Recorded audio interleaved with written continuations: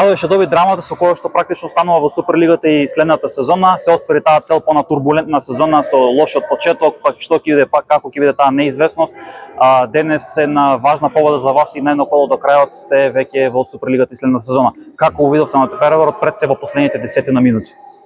Знаевме дека иде многу тежок натпревар, игравме против доста квалитетна екипа. Екипите на ПИВ веќе 2-3 години наназад има стварно солидна екипа. Имавме шанса, знаевме, победихме во гости во Прилеп, знаевме дека имаме шансата дома.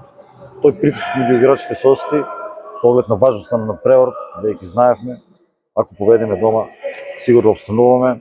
Ако изгубиме, ќе имаме уште една шанса, но како што рековме и со играчите, кои се договоривме, се зависи од нас да си ја решиме работата дома. Имавме спортска среќа и заслуживме таа спортска среќа, искрено да кажам. Последните 10 минути беа ракомет, како да ви кажам, ракомет, стварно ракомет.